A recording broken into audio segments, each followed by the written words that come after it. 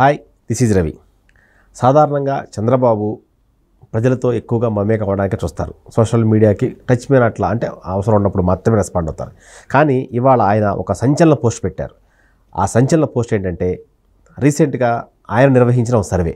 ఆ survey results ప్రకారం TDP BJP కూటమికి ఎన్ని సీట్లు వస్తాయో ఆయన చెప్పారు. అదే సమయంలో వైసీపీ కూడా ఎన్ని వస్తాయో చెప్పారు. మరి ఇంతగా ఆయన చేసిన సర్వే ఏంటి, ఎలాంటి ప్రామాణికాలు తీసుకున్నారు, ఇంతకీ టీడీపీకి రాబోతున్న సీట్లు ఏంటి, ఇదే అంశంపై మనతో మాట్లాడేందుకు సీనియర్ జర్నలిస్ట్ సిఎస్ రావు గారు ఉన్నారు. ఆయన అడిగి మళ్ళీ వాళ్ళు తెలుసుకుందాం. సార్ నమస్కారం. సార్ నమస్తే. సో చంద్రబాబు గారు ఇప్పుడు ఇవాళ ఒక ట్వీట్ చేశారు. ఆ ట్వీట్లో టీడీపీ కూటమికి ఎన్ని వస్తాయి, అట్లాగే ఎన్డీఏ కూటమి ఎన్ని వస్తాయో చెప్పారు. సో ఏంటి సార్ దాని సారాంశం?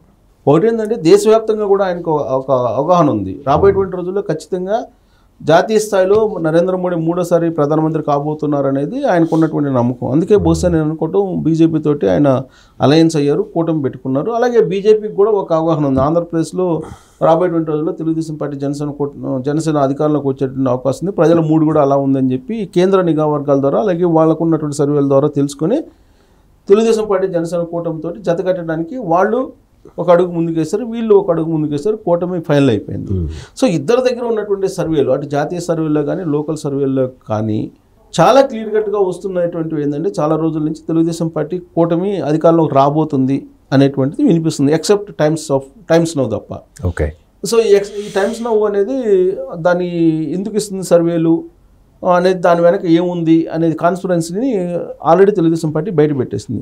ఎన్ని కోట్ల రూపాయలు వైఎస్ఆర్ కాంగ్రెస్ పార్టీ వాళ్ళకి ఇచ్చింది, వాళ్ళ సర్వేలో నిజాయితీ ఎంత, నీతి ఎంత, వాళ్ళ సర్వేలో అనేది క్లియర్గా డబ్బు ట్రాన్స్ఫర్ సంబంధించినట్టు వివరాలతో సహా బయట పెట్టారు. కాబట్టి టైమ్స్ నౌని వాళ్ళని నమ్మే పరిస్థితి లేదు పూర్తి స్థాయిలో. ఎందుకంటే వాళ్ళు ఇచ్చినటువంటి సర్వేలు కూడా నమ్మకం కలిగించేలాగా లేవు. అయితే చంద్రబాబు నాయుడు తాజాగా కూటమి ఫైనల్ అయిపోయిన తర్వాత తాజాగా ఆయన సర్వేలకు సంబంధించినటువంటి అంశాన్ని తెర మీద తీసుకొచ్చి ఒక ట్వీట్ చేశారు. సాధారణంగా చంద్రబాబు నాయుడు ఎప్పుడు కూడా ట్వీట్ చేసి సర్వేలకు సంబంధించినటువంటి విషయాల్ని బయటపెట్టరు. ఒకవేళ దాన్ని ఉంటే కనుక బాగా నమ్మకమైనటువంటి వాళ్ళకి లీక్ చేయటము ఇలా చేస్తుంటారు తప్పితే బహిరంగంగా ఆయనే వచ్చి ట్వీట్ చేయరు దాంట్లో నిజం లేకపోతే. సో ఆయన పక్కాగా అన్ని రకాల కోణాల నుంచి సర్వే చేయించుకున్న తర్వాత, అన్ని రకాల సర్వేలను పరిశీలించిన తర్వాత, అన్నింటిని అధ్యయనం చేసిన తర్వాత ఆయన చేసినటువంటి ట్వీట్ ఏంటంటే రాబోయేటువంటి రోజుల్లో ఆంధ్రప్రదేశ్లో 160 స్థానాలకు పైగా గెలుచుకొని 160 మంది ఎమ్మెల్యేలకు పైగా గెలుచుకొని తెలుగుదేశం పార్టీ కూటమి అధికారంలో రాబోతుంది అనేటువంటిది ఒకటి. రెండేంటంటే దేశవ్యాప్తంగా కూడా 400+ ఎంపీలతోటి నరేంద్ర మోడీ ప్రధానమంత్రి కాబోతున్నారు మూడోసారి. ఇది పాజిటివ్ సైను, ఆంధ్రప్రదేశ్కి కలిసి వచ్చేటువంటి అంశము. ఆంధ్ర రాష్ట్ర ప్రయోజనాలు కాపాడేటువంటి ఫలితం రాబోతుంది దేశంలో, రాష్ట్రంలో అనేది ఆయన ట్వీట్ చేసినటువంటి సారాంశం. సో ఆయన ఎందుకు చేశారు, ట్వీట్ చేయాల్సిన అవసరం ఏమొచ్చింది అని అంటే, కూటమికి సంబంధించి ఫస్ట్ మీటింగ్ చిలకలూరుపేటలో జరిగింది. చిలకలూరుపేట సభ సక్సెస్ అయిందని చెప్పి తెలుగుదేశం పార్టీ భావిస్తుంది. అనూహ్యంగా ప్రజలు కూడా వచ్చారని చెప్పి వాళ్ళు ఒక అభిప్రాయానికి వచ్చారు.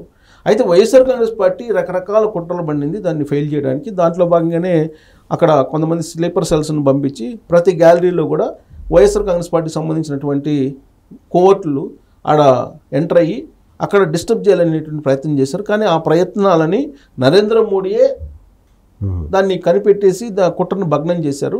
లేదంటే ప్రమాదాలు జరిగి ఉండేవి అనేటువంటి అభిప్రాయానికి కూడా రావడం జరిగింది. అలాగే కేంద్ర నిఘా వర్గాలు కూడా ఆ మేరకు సమాచారం పిఎంఓ ఆఫీస్కి పంపించారని కూడా తెలుస్తుంది. బహుశా రేపో మాపో కొంతమంది ఐఏఎస్ల మీద కూడా వేటు పడేటువంటి అవకాశాలు కూడా కనిపిస్తూ ఉన్నాయి.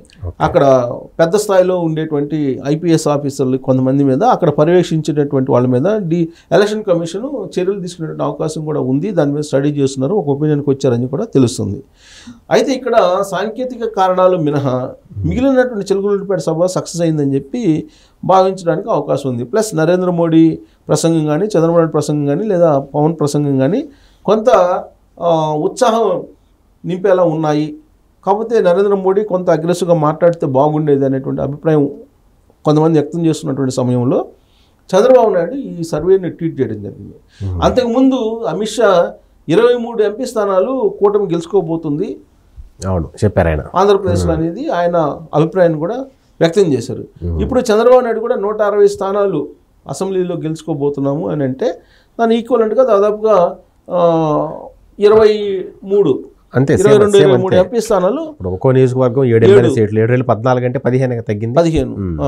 సో కాబట్టి 22, 23 ఎంపీ స్థానాలు గెలుచుకోబోతున్నామని చెప్పి చంద్రబాబు నాయుడు కూడా ట్వీట్ చేయడం జరిగింది. సో ఇవంతా ఎందుకు చేయాల్సి వచ్చిందంటే రాబోయేటువంటి రోజుల్లో మళ్ళీ ప్రచారానికి వెళ్ళబోతున్నారు. రేపు 22, 23 నుంచో రాష్ట్రం మొత్తం ప్రతిరోజు 3 నియోజకవర్గాల్లో ఆయన సభ పెడుతున్నారు. 3 నియోజకవర్గాల్లో ప్రతిరోజు బహిరంగ సభ పెట్టేసి ఎన్నికల ప్రచారానికి సిద్ధమవుతున్నారు. ఇలాంటి సమయంలో కొంత జోష్ నింపడానికి, అలాగే సర్వేల్లో మనం బాగున్నాము అని చెప్పి కొంత తెలియజేయడానికి, ప్లస్ ఇటీవల కాలంలో వచ్చినటువంటి జాతీయ సర్వేలు కూడా తెలుగుదేశం పార్టీ కూటమి అధికారంలో రాబోతుంది, ఎంపీలు కూడా ఎక్కువ స్థానాలు వాళ్ళే గెలుచుకునే అవకాశం ఉందనేది కూడా వాళ్ళకి ఉన్నటువంటి ఇన్ఫర్మేషను. అయితే ఈ లోపుగానే కొంత వైఎస్ఆర్ కాంగ్రెస్ పార్టీ కొంత కుట్రలో చేస్తుంది, బ్యాక్ స్టాప్ చేసేటువంటి అవకాశం ఉందనేది కూడా వినిపిస్తుంది. ఎందుకంటే బీజేపీకి సంబంధించి బీజేపీలో ఉన్నటువంటి కొంతమంది ద్వారా వైఎస్ఆర్ కాంగ్రెస్ పార్టీ రకరకాల ప్రచారాలు చేస్తుంది. బీజేపీలో ఉన్న కొంతమంది లీడర్లతోటి కుట్రలు పడి వాళ్ళు అనుకున్న విధంగా ఎంపీ స్థానాలని, ఎమ్మెల్యే స్థానాలను కనుక ఫైనలైజ్ చేసుకుంటే ఆ ఎంపీ స్థానాలను వైఎస్ఆర్ కాంగ్రెస్ పార్టీ గెలుచుకోవడానికి ప్రయత్నం చేస్తుంది అనేది. ఇప్పుడు ఉదాహరణ తీసుకుంటే రాజంపేటలో బీజేపీ పోటీ చేస్తే టైట్ ఫైట్ ఉండేటువంటి అవకాశం ఉంది అక్కడ. సో అక్కడైతే తెలుగుదేశం పార్టీ ఉంటే పెద్ద అంటే పోటీ ఇస్తుంది, కానీ రాజంపేట కరెక్ట్ ప్లేస్ బీజేపీకి, అలాగే తిరుపతి కరెక్ట్ ప్లేసు బీజేపీకి, అలా హిందూపురం బీజేపీకి కొంత అనుకూలమైనటువంటి ప్లేస్, తెలుగుదేశం పార్టీకి కూడా అనుకూలమే అది. అయినా కానీ హిందూపురం తీసుకుంటే బీజేపీకి ప్లస్ అని. అదే మనం ఇప్పుడు రాజంపేట, ఇప్పుడు మనం విజయనగరం ఉంది, విజయనగరము అలాగే అనకాపల్లి 2 కావాలని చెప్పి బీజేపీ అడుగుతుంది. కానీ విజయనగరం, అనకాపల్లిలో తెలుగుదేశం పార్టీ బలంగా ఉంది. అక్కడ కనుక బీజేపీకి ఇస్తే ఆ 2 స్థానాలు ఓడిపోయేటువంటి అవకాశం ఉంది బీజేపీ. అంటే ఆ 2 స్థానాల్లో వైసీపీ గెలవాలనే ప్రయత్నం. అందులో భాగంగా బీజేపీలో ఉండేటువంటి వైసీపీ కోట్లన్నీ ప్రయోగిస్తున్నారు. కాబట్టి ఈ సర్వేలను బయట పెట్టడం ద్వారా వైఎస్ఆర్ కాంగ్రెస్ పార్టీ మాటలు వినొద్దు, మనం బలంగా ఉన్నాము, డిస్టర్బ్ కావద్దు అనేటువంటి ఒక ప్రయత్నం చంద్రబాబు నాయుడు చేసి ఉంటారు అనేది ఒకటి వినిపిస్తుంది. అలాగే దక్షిణ భారతదేశం వ్యాప్తంగా కూడా నీకు కూటమి బలంగా ఉంది, ఆంధ్రప్రదేశ్లో బలంగా ఉందని చెప్పేటువంటి ప్రయత్నం కూడా చేసి ఉంటారు. దీంతోపాటు మొదటి నుంచి చంద్రబాబు నాయుడు ఏం చెప్తున్నారంటే వైనాట్ పులివెందుల అనేది చెప్తున్నారు. సో పులివెందులతో సహా 160 స్థానాలు పైగా మేము గెలుస్తున్నామని చెప్పి, ఎప్పుడైతే వైనాట్ 175 అని చెప్పి జగన్మోహన్ రెడ్డి చెప్పారో ఆ రోజు నుంచి వైనాట్ పులివెందుల అనేటువంటి కాన్సెప్ట్ తోటి తెలుగుదేశం పార్టీ వెళ్తుంది. ఆ వైనాట్ పులివెందుల అనే దానికి కూడా నిదర్శనంగా ఇప్పుడు మనం కనిపిస్తుంది. పులివెందుల నుంచి ఇప్పుడు డాక్టర్ సునీతారెడ్డి ఇండిపెండెంట్గా పోటీ చేసే అవకాశం ఉంది. కడప నుంచి ఆల్రెడీ షర్మిల ఎంపీగా పోటీ చేస్తున్నారు. ఈ నేపథ్యంలో జగన్మోహన్ రెడ్డి పులివెందుల నుంచి ఈసారి గెలవడం అనేది అంత ఈజీ కాదు అనేటువంటి టాక్ కూడా వినిపిస్తుంది.